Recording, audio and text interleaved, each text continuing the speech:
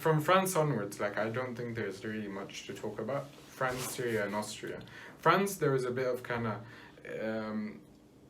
Red Bull did exactly what Mercedes did in Spain and Hungary, all the way back to them. So Max pitted for like tires, and he just came at Lewis. Valtteri could not do it because his Valtteri couldn't defend for his life. Defend like a lion. It's Valtteri Bottas, bro. I got 3 points from this race. The first one is at the start, we were told if someone cuts the corner or cuts the chicane or whatever it is, they have to go around the bollard. Max does that. He doesn't go around the bollard.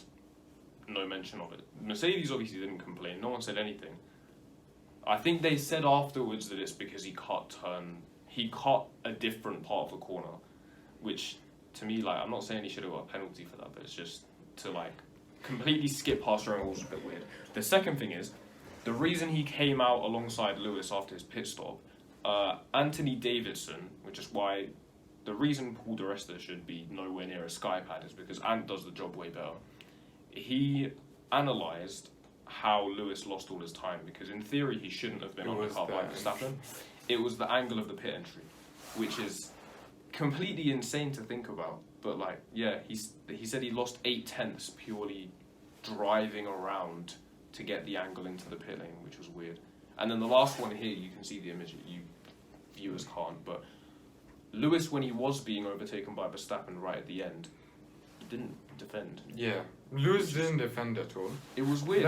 He didn't even move to the inside. He just stayed there. Yeah, that was a bit surprising. I think at that point Max had way more pace, but Lewis could have put up a fight. Yeah, like he was obviously going to lose, but like he didn't even. Yeah, he didn't make it hard. But this is why I say when Lewis isn't very aggressive with his defense, like Max is not going to give up that position. If he's on all tires, he's not going to let you pass unless like he's going to make you work for it. Yeah.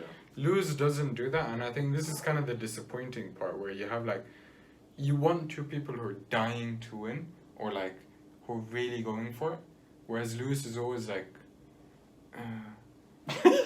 like defend, bro. Like, what's wrong with you?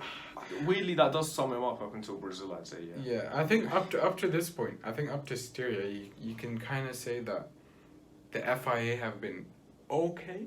They've not done anything major in terms of their like the cancelling. Like I think they cancelled for Lando. He's on a podium somewhere like P2, P3, and they cancelled. I think this is Styria actually. They cancelled his lap because of track limits. Oh, okay. Generally, they were up to this point.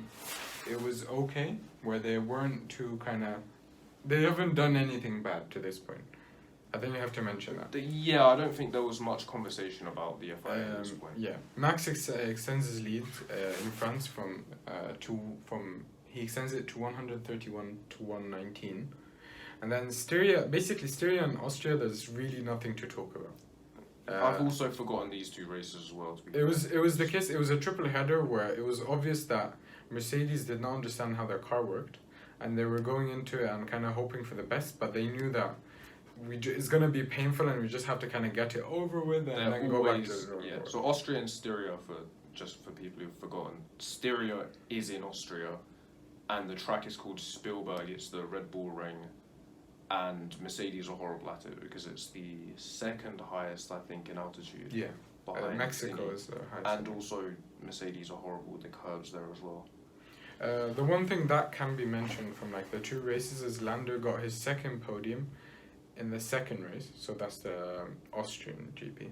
I don't like the idea of having to like a triple header is nice, but if you have like, say France and Austria, they're not exactly similar races. France is boring as hell.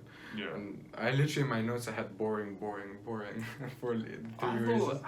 But I think people in the conversation though, they found France interesting. No, France is boring. France is normally boring, but I'd say this year it wasn't too bad. Boring. France is boring. France is like Monaco. Both of them are just dead. Yeah, normally. Austria, like Lando got obviously a podium there. He was doing really, really well with the car. I think he qualified P2 in Austria, and he nearly got Verstappen at the very end. I think Verstappen got by like some hundredth of a second. Like I think it was like 1/100th. Oh yeah. Yeah, he was so close to getting pole. It was a very, very small. Yeah. I think up to this point, Lando was third in the championship up to this point. Like, he's doing a great job. Obviously, I don't like the idea of having, like, in a triple header, the same race twice. The same race twice in any context. Yeah, so across the annoying. season is I think having, like, if a race is cancelled, they obviously don't want to have, like, they don't want to cancel a race, but you can't go and be like, oh no, we're just gonna have like a triple header with Styria and Austria. It's the same track. Yes. Like, I get it in like in a track where, say France for instance, you can actually change the layout. Yeah, changing the layout was debatable, but it was fine because like it was It's last not the year same and track. all of it. It's Yeah. not the same track. I think they can do that in, like, you can talk Bahrain, they can change it a bit. That's the one I was thinking of. Yeah. So you can say, okay, yeah, like doing it in Bahrain is good because you have a different track. In the context of COVID, Yeah. purely if a race is getting cancelled. But you can't go to Styria and Austria and it's the same track. Like, they Yeah. raced twice at the same exact track. Obviously the result's gonna be, I don't think that was fair for Mercedes. I don't think that was fair for anyone really, but like as in Mercedes especially, for the championship, I don't think, like, you saw what happened in kind of Styria, you saw how Max dominated, and like watching the Austrian GP, you're just like, so high, like it was literally like Lewis is gonna lose this race. It's fairly obvious. I think with the Austrian one, Max won by like 20 seconds. It was pure domination. So by the end of Austria, Max was 182 points and Lewis was 150. So there was quite a big gap. I think 32 points. Conversation now was Max is going to win this easily. Yeah, this is where I think, like I was saying, like up to the triple header with Monaco, there was a bit of Baku, a bit of, but it was close. It was 5 points or 4 points. Yeah.